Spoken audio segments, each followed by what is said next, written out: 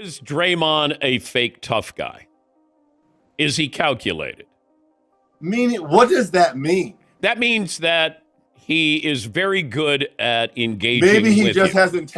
I think what Kmart is saying is that he hasn't started something with the wrong person. For instance, do you remember when Boogie Cousins, DeMarcus Cousins, went against Zach Randolph and was trying that with Zach Randolph, and Zach Randolph said, "I put fear in the bullies."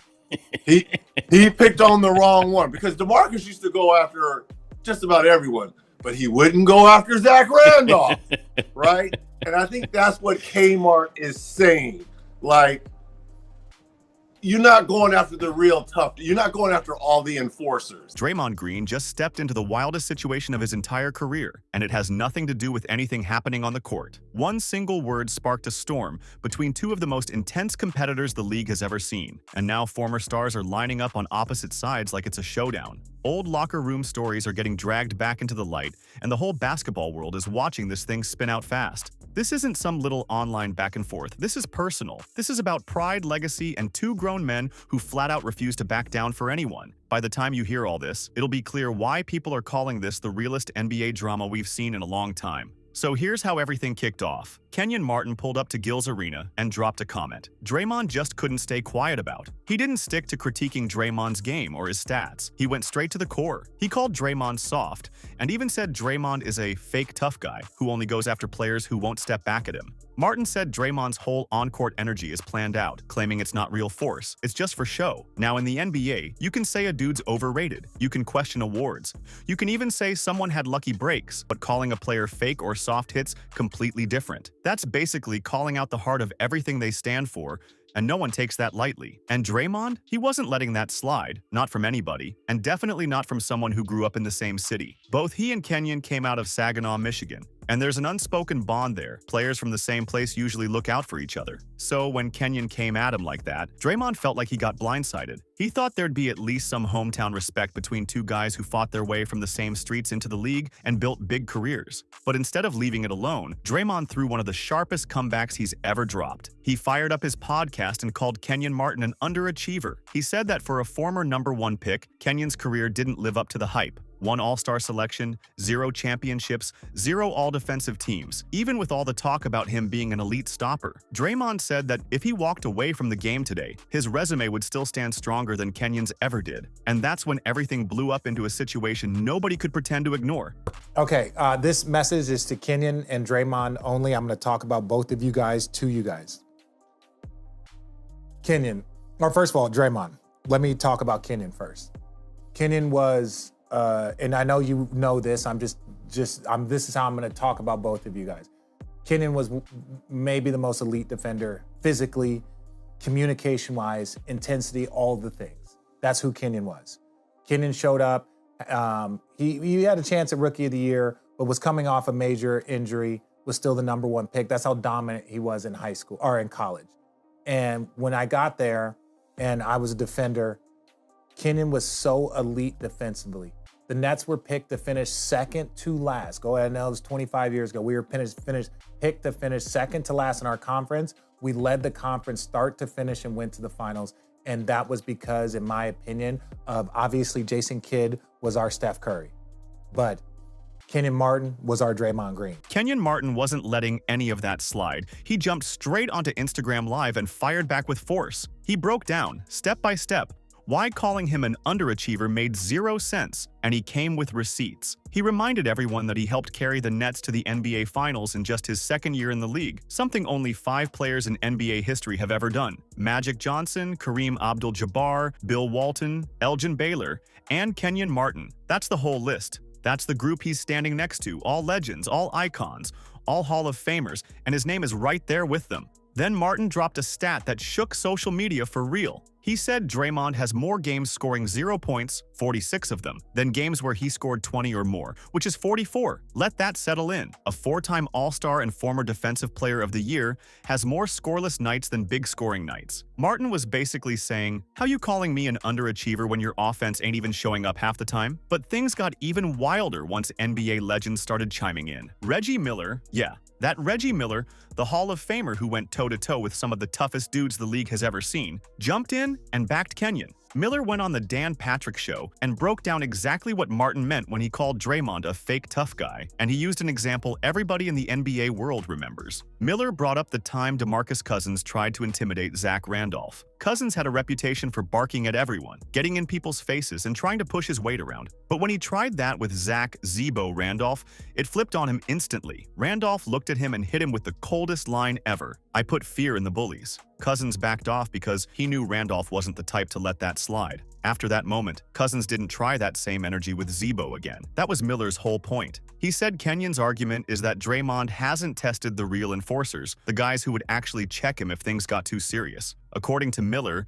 Draymond picks his spots. He'll talk loud, he'll do the chest bumps, he'll throw a shove here and there, but he knows who he's doing it to. Miller said flat out, "You're not going after the real tough guys." Hearing that from Reggie Miller, someone who survived the Bad Boy Pistons, the Oakley and Mason Knicks, and a whole era where physical play was on another level, hits way different. But the most explosive take of all came from someone who actually played alongside both Draymond and Kenyon, Richard Jefferson. RJ hopped on his road trippin' podcast and talked directly to players, and what he said had fans stunned. He's got real experience with both guys. He played with Kenyon in New Jersey and with Draymond in Golden State, so he knows exactly how they move. RJ admitted something nobody expected. He once got into a physical confrontation in the locker room with Kenyon Martin when they were on the Nets together. It wasn't some wild brawl, but it was heated enough to show just how intense Kenyon really was. Jefferson isn't known as some aggressive player, so the fact that he even ended up in a situation like that says everything about how locked in Kenyon was back then. Jefferson didn't start with negativity though. He made sure to give Kenyon his flowers. He talked about how when Kenyon entered the league as the #1 pick in 2000, even while coming off a major injury from his college days at Cincinnati, he transformed the Nets immediately. The team was predicted to finish near the bottom of the conference, but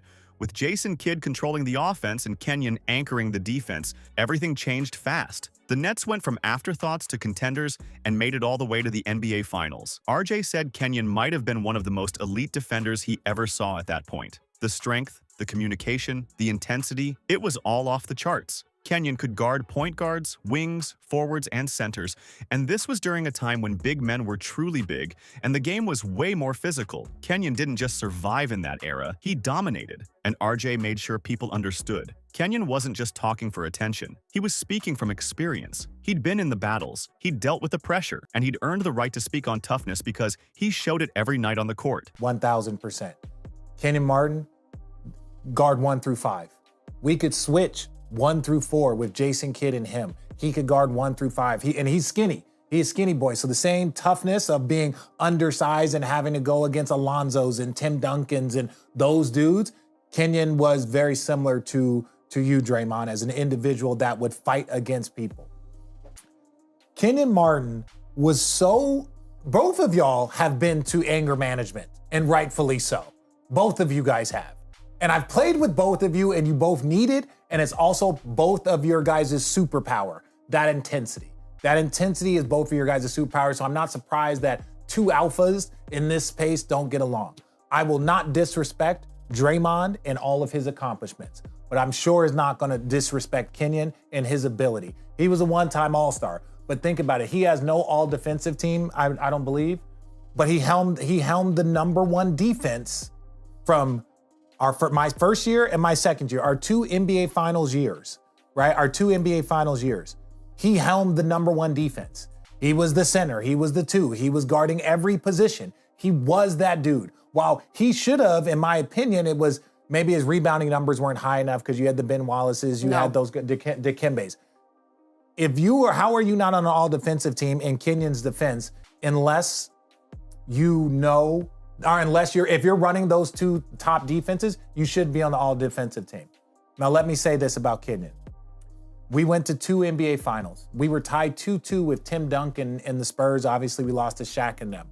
We won 10 straight in the postseason. back in 2002. 10 straight in the postseason, Dre. You know how hard that is. That's intensity, that's focus, that's locked in. 10 straight. Then we follow it up, and we swept the Knicks the next year. So we won 14 straight games versus our conference. That was the defensive intensity that Kenyon held. Obviously, J. Kidd was the dude. He was the all-defensive guy. Kenyon should have been there. Kenyon was elite. This is how I'm going to lead into Draymond. Kenyon was so elite, we never went to the finals again without him. We never went to another conference finals. We went to multiple playoffs, we never went to another conference. Obviously, Kenyon had, I think, the knee surgery, the microfracture, so he was a good player, but never the ability to be a great player, in my opinion. I love you, Kenyon, but that's just the true after the knee surgery. But Kenyon was that dude. Now, Draymond, part of the reason why many months ago I said, Draymond, you are the most important defender of this generation, and that's based off of my knowledge of Kenyon Martin. That's my knowledge of Kenyon Martin and what he would do, right? That's why in Golden State, if they lose you, right, it's a problem. Same way when we lost Kenyon, we never went to a conference finals. Now, to Kenyon's point, Dre, I love you to death. Kenyon, he was a little different up there, right? There's that Ron Artest, there's that Kenyon Martin gene, right? Where it's like, hey, you don't want them to see red. You don't want those Bulls to see red. I personally don't believe that if you two were on the court at the exact same time and you were being Draymond and he was being Kenyon, if this was 2004, Dre, you would have had some issues. If it was 2020, I think the dynamic is different. It's not allowed to get that way. If you were playing with Kenyon, because I watched him club Karl Malone, I watched him club Tracy McGrady, and part of the reason why I got the start, or they traded Keith Van Horn, is because every time Kenyon would get suspended, and it was a lot, I would get to start. I would become the starting small forward. So that's what I'm expressing, is that if you, and this is not saying that Draymond, you would have talked how you talked, because that's who you are. But if you would have talked like that to Kenyon in 2004, when he was on the cover of Sports Illustrated with his chest out saying badass yellow boy, and the NBA told him he had to stop showing that tattoo when he would dunk on people, y'all would have fought 100%. I saw him, y'all would have fought 100%.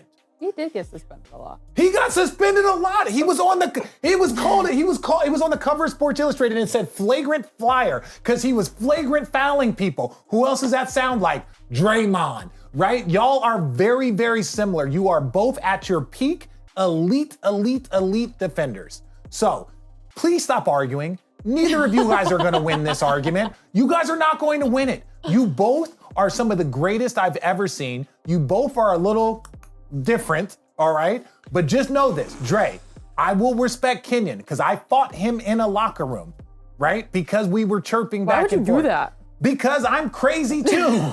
I'm just a different type of crazy as these two. But I'm just saying, Dre, if he would fight Tracy McGrady and he would fight Karl Malone and he would fight damn near anyone in the NBA, and I saw him do and talk to everyone that way, you and him would have fought. And that's kind of what Kenyon liked. And you would have been okay with it. But make no mistake, if you would have tried to talk to him like you've talked to other players, that would have never been allowed. I watched it for multiple years. That was not allowed. And you would have still did it and y'all would have fought. That's the only thing that I'm telling you, that's factual. And Kenyon, I'm going to express to you, Draymond is special. He's annoying because all the things you don't like about yourself, you see in him, right? He's annoying. He is the most important defender of this generation. Draymond is. So stop disrespecting each other. Start to support each other and squash this.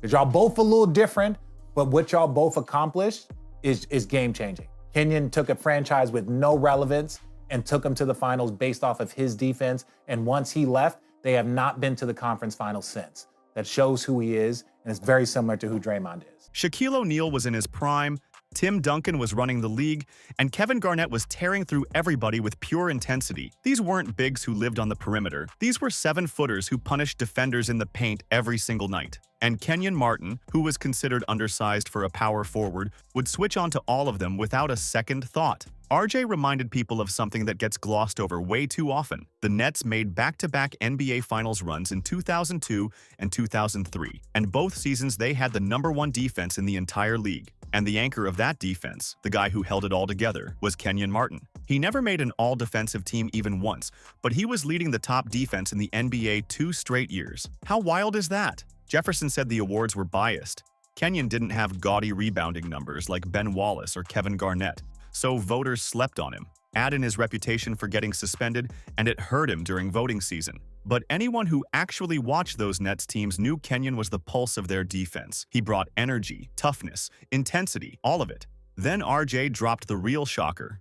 He said both Kenyon and Draymond have gone through anger management programs, and both of them needed it. Their intensity is their gift and their curse. It fuels their greatness, but it also pushes them past the line sometimes, and they struggle to flip that switch off. That's why RJ said he wasn't surprised that these two never mesh. They're both alpha personalities, both wired the same way. But this is the moment everybody online kept talking about. RJ looked straight into the camera and said, "Dre, if this was 2004 and you talked to Kenyon the way you talk to other players, you two would have fought 100%. He didn't soften it at all. He said he literally watched Kenyon get into it with Karl Malone and even clash with Tracy McGrady. Kenyon didn't care who you were, superstar, franchise player, household name. If you crossed him, he was stepping to you without hesitation." Jefferson said the only reason he got so many starts early in his career was because Kenyon kept getting suspended and RJ would get bumped into the lineup. That's how often things escalated with Kenyon. RJ even brought up the time Kenyon landed on the cover of Sports Illustrated with the headline "Flagrant Flyer" because he was committing so many fierce fouls on people. The league even told him to stop flashing his bright yellow tattoo after dunking because it was causing too much drama on the court. That's how intense he was. Every game felt like a battle. RJ's point was clear. Draymond can talk about his 4 championships and his Defensive Player of the Year award all day because those accomplishments are real. But if he tried the same confrontational energy with Kenyon back in those early 2000s days, it wouldn't fly. Not even for a second. They wouldn't be arguing on podcasts or exchanging comments. They would have fought right there in the moment, on the floor. No waiting, no cameras, no social media. Jefferson said the league today doesn't allow things to get anywhere near that level, and that's why moments don't escalate the same way. But in 2004, with that era's rules and that era's attitude, he said straight up, you two would have fought, and that's just the truth. Now the whole basketball world is stuck on the same giant question. Who's actually right in this feud? Kenyon Martin came back swinging at Draymond with straight facts. He broke down how leading a team to the finals in just your second year puts you in legendary territory. He reminded people that during his All-Star season, he put up 16.7 points and 9.5 rebounds. And he battled through injuries while still managing to play 15 full years in the league. And then Kenyon dropped the line that had everybody reacting. He said everything he achieved, he earned without riding the wave of a once-in-a-generation offensive superstar like Steph Curry. That part hit hard because everyone knows it's true. Draymond's entire legacy was built while playing next to one of the greatest shooters ever. Take Steph off those Warriors teams. Does Draymond have 4 rings? Does he even have one? That's the angle Kenyon is pushing. He's saying Draymond is a role player who landed in the perfect situation. Draymond's career averages 8.7 points, 6.9 rebounds, 5.6 assists. Don't scream superstar. So Kenyon went even further and made a list of 50 power forwards he believes are better than Draymond. The list had the obvious names: Giannis Antetokounmpo, Anthony Davis, Dirk Nowitzki, Charles Barkley, Kevin Garnett, Tim Duncan, Karl Malone, Chris Bosh. But he didn't stop there. He added guys like Amar Stoudemire and Chris Webber too. Martin's point was clear. If you judge players by individual skill instead of team success, he believes Draymond doesn't even crack the top 50. And surprisingly, some people actually agree with him. Paul Pierce jumped in on his No Fouls Given podcast and stirred things up even more. He said if you watched both players without knowing anything about their accolades, Kenyon Martin looks like the better player. Pierce admitted Draymond has more awards, more all-star selections, more hardware, but said Kenyon was the more talented one. Pierce even claimed that if you swapped Draymond for Kenyon on those Warriors teams, Golden State still would have come out with 4 championships. That's a bold claim, but Pierce said the Warriors mainly needed toughness, defense, and energy. 3 things Kenyon had in his bag. But then you've got players like Jeff Teague backing Draymond heavy. Teague said Draymond's value can't be judged by stats alone because that's not his role. He called Draymond the ultimate team-first player, the emotional leader, the defensive organizer, the one who keeps everyone accountable. Teague said flat out that without Draymond, the Warriors dynasty doesn't happen. And there's truth to that too. Golden State has tried to survive stretches without Draymond in the playoffs, and it always looks different. When he's out there, the team runs smoother. He's calling out switches, setting tough screens, making the extra pass, and doing all the gritty stuff that doesn't show up in a box score but wins games. So now, we're stuck with two opposite ways of defining greatness. Do you reward the players with elite individual ability, the ones who can take over games physically like Kenyon Martin? Or do you salute the players who impact winning at the highest level, even if their stats don't look glamorous, like Draymond Green? Then Richard Jefferson came in with maybe the most level-headed take anyone said yet. He said both players were elite defenders who changed the game in their own eras. He said they need to stop tearing each other down and realize they're actually more similar than they want to admit. Both of them have that fire that makes them great and sometimes gets them into trouble. Both have even gone through anger management programs to help control that edge. RJ basically said the real answer isn't about picking sides. It's about recognizing that both guys earned their respect in completely different ways. Both of them were undersized players who made up for it with intensity and pure basketball. IQ, RJ said, "You're both annoying because all the things you don't like about yourself you see in each other."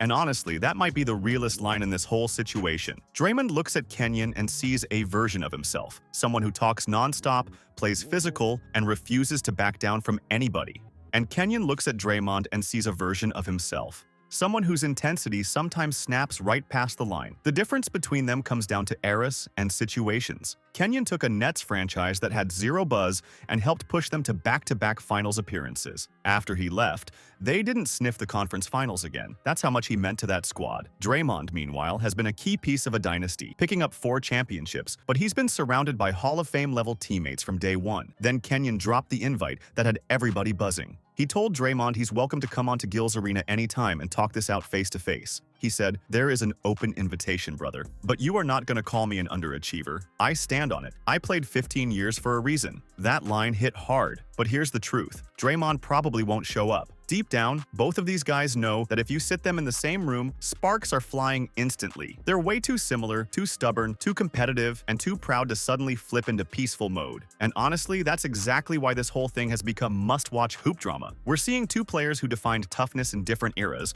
throw everything they've got at each other. No filters, no soft talk, just raw basketball pride clashing in public. It's personal, it's heated, and it's entertaining in the wildest way. So who actually wins this battle? That depends on what you care about most. If you value championships and accolades, Draymond easily takes that lane. 4 rings, a Defensive Player of the Year award, multiple All-Star nods. Those achievements speak loud. But if you value pure impact and skill, what a player does when the pressure is on and the roster isn't stacked, Kenyon's resume hits different. He led a young team to the finals in his second year, anchored the best defense in the league twice, and survived an era where physical play was on another level. The truth is simple. They're both right and they're both wrong. And that's why this beef isn't going away anytime soon. Both of them see their own reflection in the other, and neither one wants to give an inch. What do you think? Is Draymond a selective tough guy who knows who he can go at? Or is Kenyon just frustrated that his career never ended with a championship parade? Drop your thoughts below because this story is still heating up and the next chapter is coming fast.